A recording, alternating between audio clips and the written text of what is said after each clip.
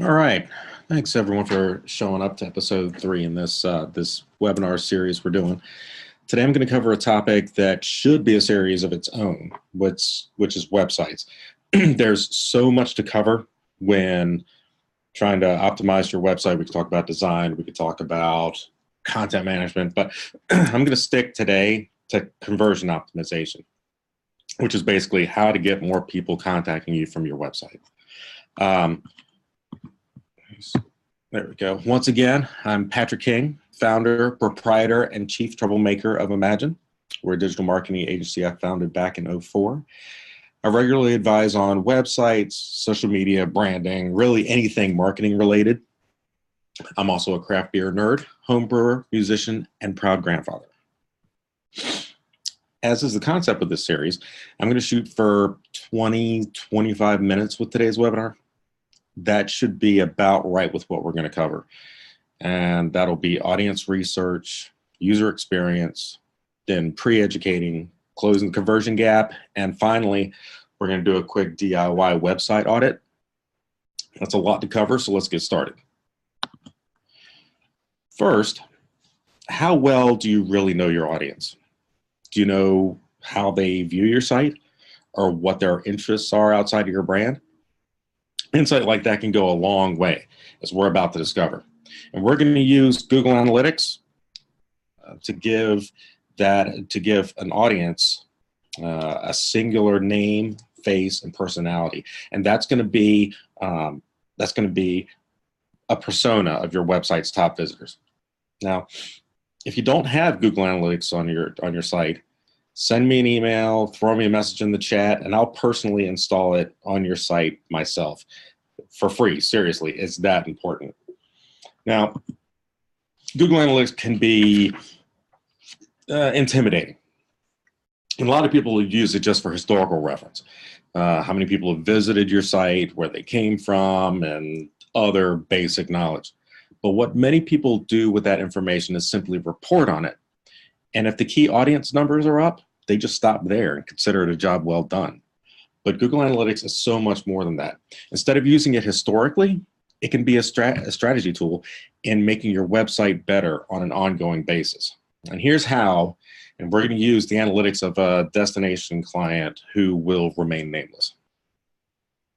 The first place I want to go is the interest overview. Now, when you open Google Analytics, you'll see a sidebar, which I'm not showing here, but in that sidebar, there will be an interest tab, and then simply go to the overview link beneath it. And when I go there, I can see two columns.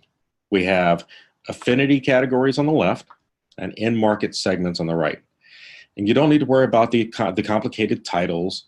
That's just one thing that's thrown in there, I guess, to intimidate people. I don't know, but I'm going to break them down for you. In-market segments, or the box on the right, shows what people visiting your site have been searching for recently. In this case, they've been looking for hotels, doing some job hunting, and even looking for airfare. These are their short-term interests. On the left, we have more personality-based information. We see that they're bargain hunters with a strong affinity to family and pets.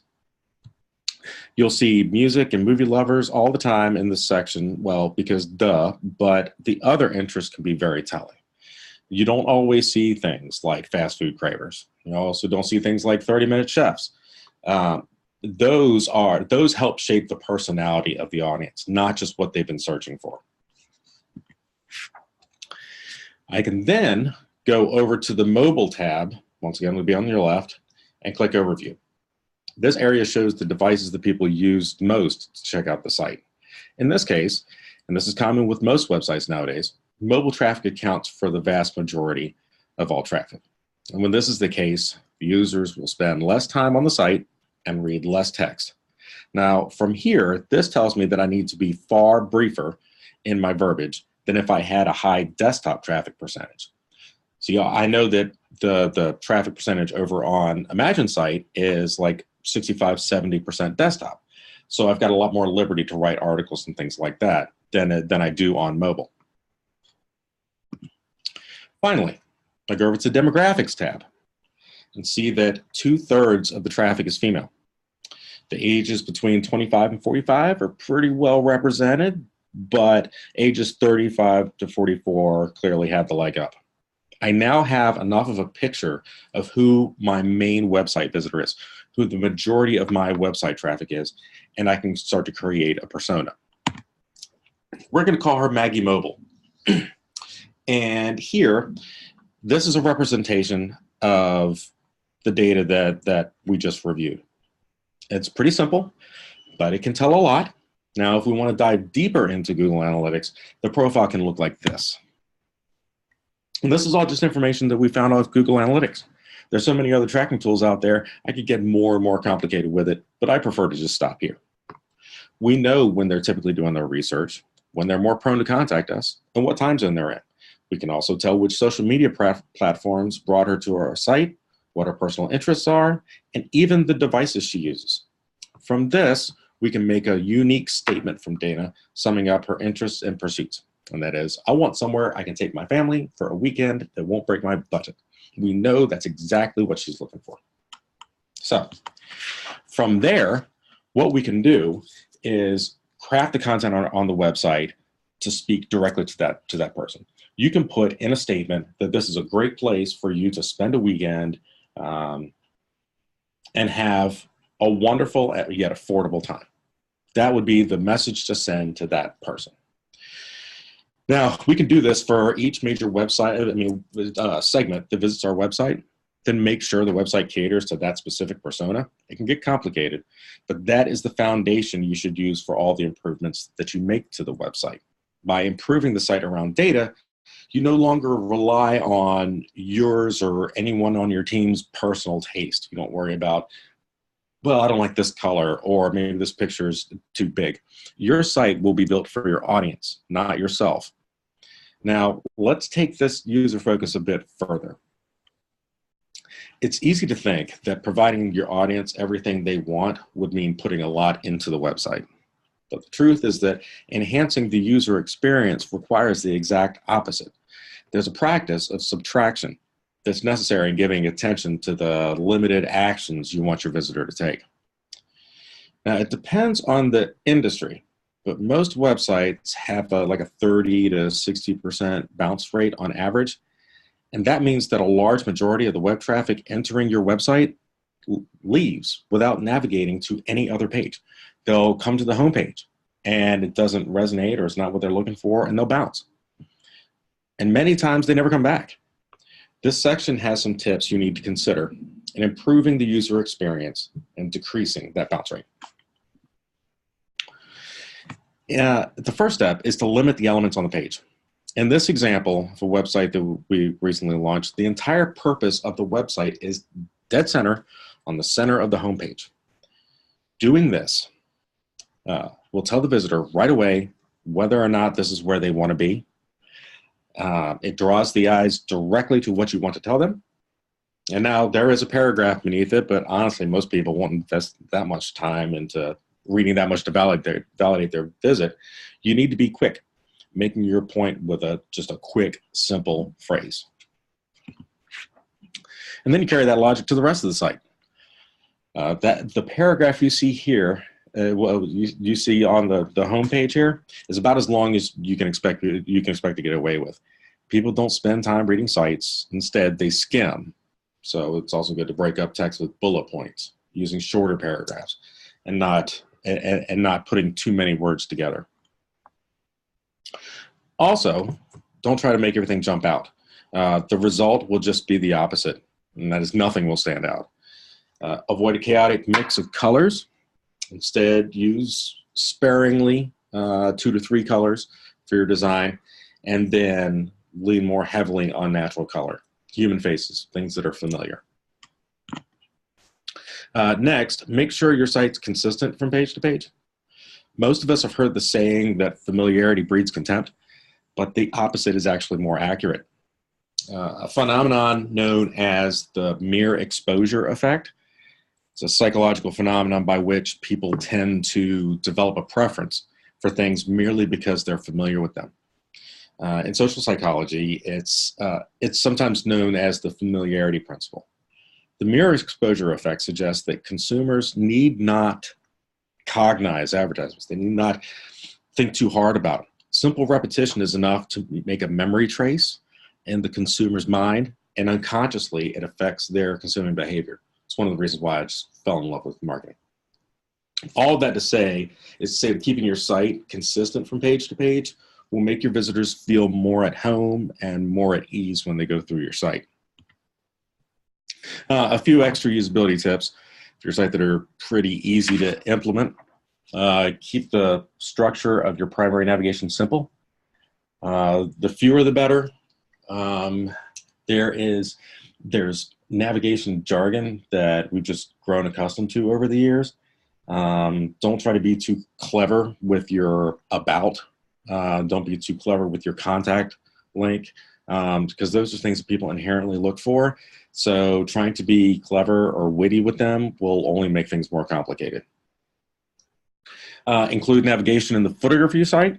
Now, if you have a sticky menu, so when you scroll down, that header just seems to stay there, you can avoid that. But you want to make sure that people have options at the beginning and the end of each page. Including a search box near the top of your site. Don't make visitors dig too deep. So your navigation should be no more than 3 levels, and even 3 levels can be a bit risky. Finally, include links within your page copy that can link to either other pages on your website and pages off your website, and make it clear where those links go to. Links within your site and links outside of your site are both really good for search engine optimization. It shows that your content is it's credible, and that your site is informative. In this next section, I'm going to tackle an issue that every website manager faces. If someone's not ready to make a purchasing decision, whether it's book that trip, buy that carburetor, whatever, how can you at least reach back out to them? And here's where I need to break down our methodology for a second. This is kind of the process. This is the process that we like to follow at Imagine. Here, we have 4 steps of the buyer journey. No matter what you're buying, you have an awareness phase. That's when you realize that you want or need something. Then you have a research phase, where you go out and learn more about that thing you realize that you want or need. Then you have a decision phase, where you now know enough and are ready to commit, contact that person, make that phone call. And the advocacy phase is also important, but within the context of what we're talking about right now, we'll skip that part. Now, unfortunately, things like shopping carts, contact forms, they're only designed for people in that decision phase. And newsletter signups are, of course, they're a must, but people don't line up to just get more email. So to get to the attention of the people still doing research, you need to do what I call pre-educating them. You need to create little steps to go from research to decision. Now, to help illustrate what I mean, we're gonna use a really big example and then work our way down. My favorite place in the world to travel is Chicago. I don't know why, it seems odd, but I love it there. Just not this time of the year. Anyway, you'll see they used an odd way to guide people through checking out things to do in Chicago. So if you go to the things to do page, then you get this sidebar menu, which is not uncommon. And sure, they have the usual categories like parks and outdoors, shopping, blah, blah, blah, blah. But what I'm sure clicks more with people are these, the guides and bucket lists. You notice they put them up at the top. And each list is targeted to a particular persona. They're not just informing, but now they're guiding the visitor and bringing them as close to the experience as possible. And what's on the sidebar of every list? Well, look, it's a handy book your trip box to grab them the moment they go from research to decision. Once they've gone through the Best of Chicago bucket list, or they go through the Thrill Seekers Chicago Guide or the Snow Lovers Chicago Guide, which is just bizarre on its own, so the Thrill Seeker goes through this bucket list, scrolls down, and that book a trip box just stays there. So that's what they try to use to connect, bring somebody from the research to the decision phase. And no matter what your website is intended to promote, you can do the same thing. If you're a nonprofit, put a video of someone you helped to the homepage and get the visitor up close and personal to your mission. If you're a wedding venue, walk your future brides through a dream wedding. The point is the same, to get your audience as immersed as possible so that they're both emotionally and logically invested in your brand. Then make taking the next step into the decision phase completely effortless. Which takes us to part 4, simplifying that process. Now, sometimes people will still remain skeptical, especially for something like their wedding. You know, it's a big decision. So that's where you need to meet them halfway in order to help close that sales cycle. Now, typically, 3% is an average conversion rate on your website. So 3 out of 100 visitors are going to convert. Personally, I think that's dreadful. And I think it's because of this, what we marketing nerds like to call the conversion gap. Put simply, the conversion gap is here, where traffic falls off and never makes it to the other side. You're getting people to your site, but hardly anyone ever fills out a form. They just don't cross the gap. This is where you need to place baby steps along the way to keep your visitor engaged and bridge them over.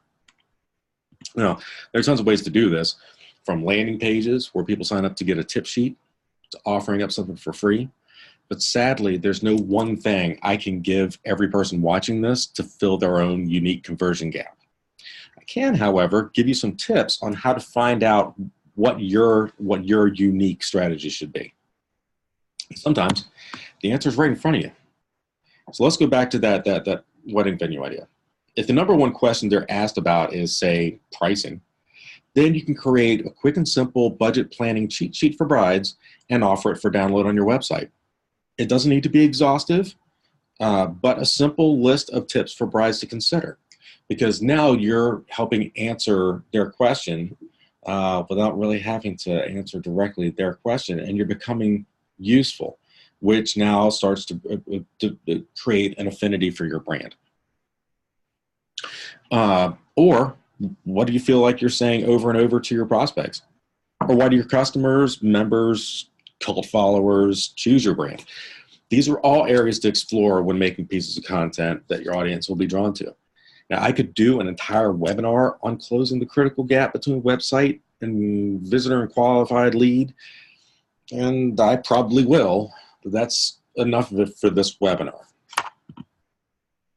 And we're going to go into ongoing improvement. Now that you've made those changes, how do you know that they're working as well as they should? Well, everything we covered so far will help the conversion rate of your website. It will. But it'll only take you so far. In this last section, we're going to do a website audit that you can do on your own, and it may not be as extensive as what we do for our clients here, but it'll give you a good understanding of ways to improve your site, and it's something that you can do yourself. And the website we're going to visit today that's going to help us with our audit is HubSpot's Website Grader. Now, it's a free tool. The URL is right there. As you can see, it's not hard to remember. So let's jump in. So we're going to go here. Okay. There's stuff in my way. All right, now we're good. Okay. So it's website.grader.com. We're going to put in, let's put in our website.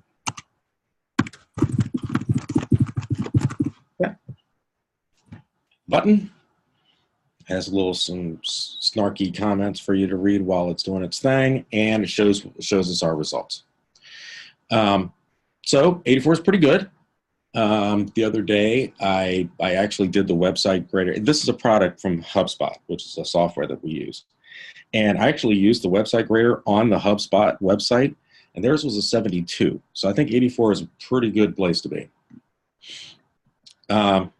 So there's the website. In performance, you'll see that the size of the page is okay. The page speed, really good. page requests, this means that we've got a lot of extensions and JavaScripts and tracking thingies that we have on our website. And while this isn't too bad, it does slow down the load of your page a little bit. So you want to be careful that the plugins you put on your site, all the tracking scripts and everything that you put on your website, you don't go overboard with it, because it'll create a lot of page requests, slow down your website. It also has a few other recommendations here. Render blocking will always be a problem. For some reason, every single testing tool that we use, even when we incorporate render blocking, throws a problem. I did a website grader on the Google homepage. You know how simple that is. It also got a render blocking error. So that's something that seems to be, you just can't avoid it. Next is mobile. If your website's not mobile friendly, you've been in trouble for years, and I hope you know that by now. Next is search engine optimization. These are all the basics that you need. Page title. Make sure that you have keywords in your page title, the keywords that you want people to be looking for within your page title. Can't be longer than 70 characters. Normally 60, 65 is good. Meta description is becoming less and less important, but they still look for it on here. Headings. Make sure that you've got H1s, H2 tags that you're and that they're also keyword dense. And then finally, your sitemap, which is basically the roadmap that Google looks at to make sure they're grabbing everything on your website. Security. Now, this used to be a luxury, having an SSL on your website, but it's really not anymore. As a matter of fact, it impacts your search ranking because it shows you're a trustworthy website. So now it's becoming more and more of a necessity. And then finally, they just sum everything up right here. You have all the areas where you need help, and you could just screenshot this and send it to your web developer. You could use this as a checklist of your own. But this gives you an idea of the very basics of what you should be taking care of on your website. So that is the DIY website audit. And then, let's see. All right. And so that pretty much concludes the webinar for today. It looks like we got in right at 23 minutes. If there are any questions and answers, I mean, I'll have the answers, you'll have the questions. If there are any questions that you have, I don't see any in the chat, and that's fine. Please feel free to send me an email. I also get the snail mail, and you can come on by and visit. But if you ever have any questions about how to improve the conversion optimization of your website, feel free to give me a shout. And thank you for attending.